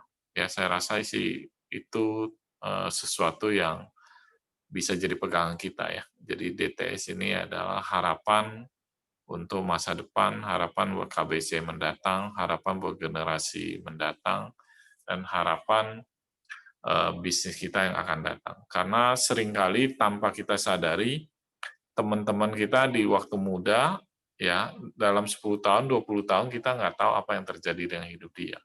Apa yang hari ini kita lihat, seorang sangat biasa, nggak punya sesuatu yang baik, tapi begitu 10 tahun kita ketemu lagi, 20 tahun ketemu lagi, ternyata dia sudah melakukan hal-hal yang besar. Nah, itu yang menjadi ya harapan kita di DTS ini.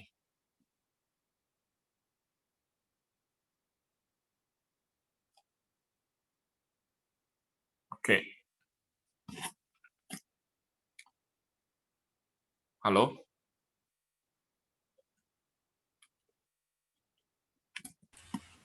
Ya, halo Pak Rimson. Ya. Tadi kalau nggak salah Pak Julian minta sekalian Pak Rimson berdoa atau bagaimana Pak Julian?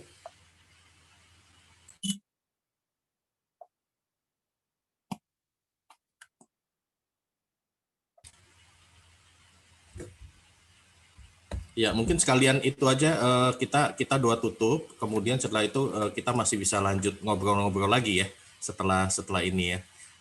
Atau dari Bro Kristo seperti apa dan Bro Jeffrey? Boleh kita doa tutup dulu, tapi setelah itu akan ada pengumuman dari Coach Jeffrey.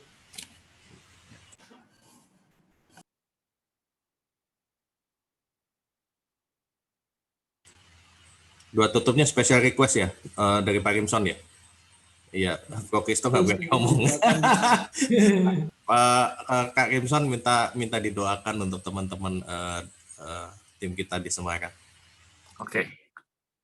Terima kasih Tuhan buat acara DTS malam ini. Kami percaya bahwa Engkau sedang membangun sesuatu komunitas yang kuat yang akan bertindak pada generasi ini. Kami percaya bahwa apa yang sedang terjadi hari-hari ini merupakan rencanamu untuk membangun generasi yang lebih kuat, generasi yang lebih berkarya, dan generasi yang lebih membawa harapan baru buat generasi ini. Tuhan, terima kasih buat teman-teman kami yang luar biasa. Engkau berbicara kepada mereka, Engkau membimbing mereka, pertemukan mereka dengan mentor-mentor yang terbaik, bawa mereka untuk mengerti apa tujuanmu dalam hidup mereka, dan pimpin mereka di dalam jalan-jalan-Mu ya Tuhan. Terima kasih Tuhan buat pertemuan ini, buat Pak Julian, buat Albert, buat Pak Tommy, buat teman-teman yang lain yang ada di tempat ini, biar Engkau yang memberkati dan Engkau yang akan memimpin kami sampai kami berhasil melakukan tugas kami dan bertemu dengan Engkau kembali. Dalam nama Yesus kami ucap syukur. Amin. Terima kasih banget buat Pak Julian Fu, Pak Rimson, Pak Albert, Kak Tommy yang udah share, Pak Budili juga Pak Agung, Ci Sylvie yang udah hadir, sama teman-teman semua. Senang banget malam ini kita bisa kumpul lagi setelah lama kita nggak ketemu ya. Meskipun ya karena kondisi kita mesti online. Tapi intinya mulai pertemuan ini kita ingin menggerakkan lagi nih DTS di Semarang. Karena sayang banget apa yang kita udah bangun selama ini kalau hilang begitu aja. Nah, kita ingin untuk tetap konsisten, makanya kita ingin mulai dulu dengan basicnya dari kita tim inti sama teman-teman yang aktivis yang selama ini kita rasa cukup banyak involved di DTS dan punya kerinduan dan passion di sini. bersyukur banget teman-teman mau join, dan kita mau tetap terusin Selasa depan untuk kita tetap ketemuan meeting lewat Zoom seperti ini. Jadi sebenarnya mengenai isi dan formatnya itu kita masih fleksibel banget. Tapi intinya kita ingin membangun komunitas dan hubungan kita gitu, supaya kita connected satu sama lain, supaya kita sama-sama bisa saling menguatkan visi kita, sama-sama menguatkan apinya gitu, supaya nggak padam gitu. Jadi saya mau invite teman-teman yang udah hadir hari ini, juga mungkin nanti berapa yang belum bisa hadir hari ini, kita juga akan invite minggu depan untuk kembali meeting di Zoom pada waktu yang sama. Gitu.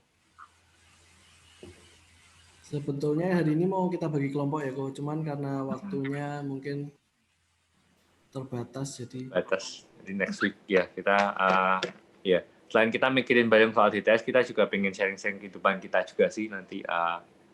Supaya kita ngerti update kita, teman kita udah sampai mana, apa yang bisa kita send support dan lain-lain gitu. Intinya kembali ke esensi komunitas sebagai komunitas ya. Gitu sih. Thank you Coach Jeff. Malam ini kita sampai di sini, tapi sebelum kita bubar, kita mau foto bersama dulu. Yo bisa dibantu untuk difoto. Teman-teman bisa nyalakan videonya supaya kita bisa sama-sama foto bareng ya. Yo tolong diapa-apain. Ana sama Oke, handset oke. rusak kameranya mungkin nggak ikut foto ya. Oke, An.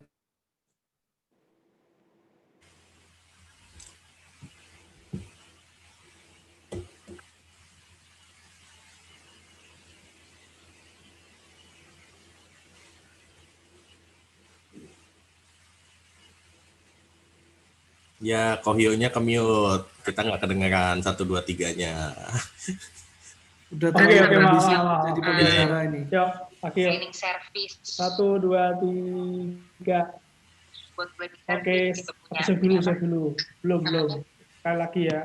Ya jasa cleaning service gitu. Ini yang baris kedua. 1, 2, 3.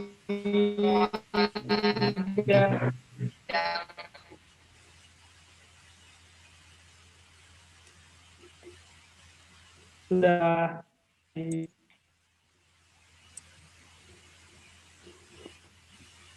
Oke, thank you Koyo, thank you Dan buat dia semua juga teman-teman sampai yang mungkin belum sempat tadi kita sapa baru bergabung di setengah perjalanan. Ada pemerintah Nia, ada Michael, dan Kodani, ekspor Australia dan Indonesia siapa lagi, Grace, gitu. Jadi dia Ko base-nya Albert juga. tadinya dia anak Thank you Indonesia banget buat waktunya. Kita dia kuliah di harap kita bisa Australia, sama-sama dia buka bisnis di Australia, konsisten cuman dia seperti yang jatuh tadi di sudah disampaikan. Australia. Tiap Selasa akhirnya kita dia akan adakan bikin perusahaan sehingga properti di kita Australia bisa dan sampai kembali ke merambahnya komunitas ke yang Indonesia. sebenarnya. Indonesia Terima kasih juga, teman-teman dan para pembicara juga. Terima kasih buat waktunya sekali. Kita mau kasih jempol kita yuk buat om-om pembicara ini yang luar biasa yang menyediakan waktunya untuk kita malam hari ini. Maunya itu Voca Boba. Nih. Enggak bercanda. Mantap. Ya, malam.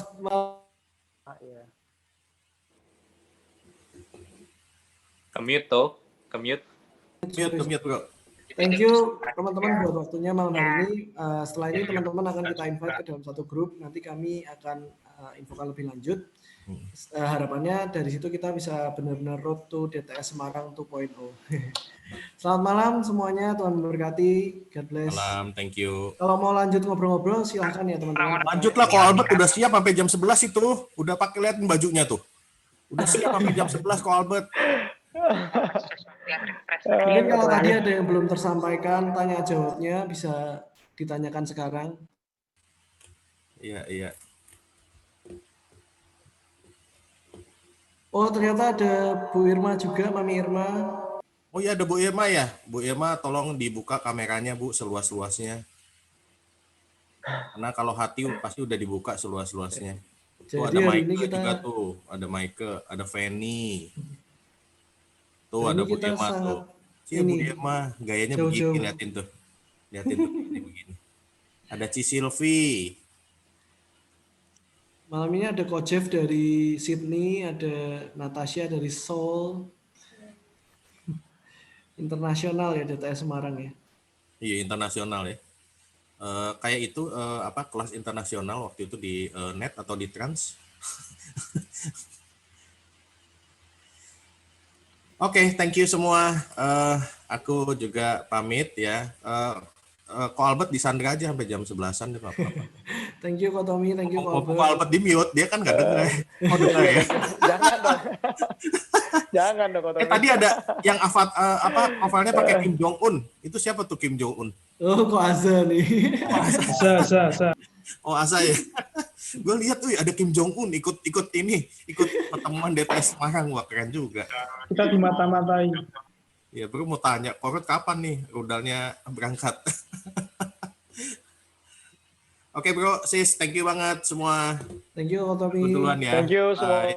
Ya, thank you Ko. Pak Agung, Pak Budi. Thank you, bye-bye. Om Budi biasanya udah tidur loh jam segini. Ini khusus buat tadi. kita. Oh iya ya. Ini kayaknya Om masih Budi. perjalanan nih Om Budi nih. Oh iya, masih perjalanan soalnya. Thank you Iya. Tommy, thank you Julian, Thank you, Pak Agung. Rizwan. Iya, kalau anak buah kan kalau bos manggil. Sampai Semarang. Iya. Ini lagi di Semarang, Pak. Terus dong, offline Ini lagi dong. di Semarang, Pak. Tenang nih. Ya, ini di Semarang, Pak, di ruang Zoom-nya Semarang, Pak. Udah tuh ada Kim Jong Un lagi, Kim Jong Un muncul lagi. Kita nggak boleh banyak ngomong. Kim Jong Un lagi makan burger. Kim Jong Un lagi makan burger. Oke. Atau masih mau kongko? Masih mau kongko? Silakan kalau masih mau kongko. Ini ada ini semua kayaknya lagi. Oke, thank you. Aku pamit. Yuk, bye. Thank you Ko Tommy. Om Budi lagi perjalanan toh, Om? Iya. Masih perjalanan. Hati-hati di jalan ya, Om. Oke. Budi dari Jakarta ya? Hah? Seko Jakarta gue. Apa? Bilang itu motivator. Perjalanan dari Jakarta. Ya, Pak Agung. Kebelahnya. Bentar dulu kok. Jangan itu ya, karena gitu loh. Pamit dulu ya. Amin, Mas. Salam buat Pak Ivan. Bye. Proses hidupnya gitu. Jangan kayak orang bilang gitu.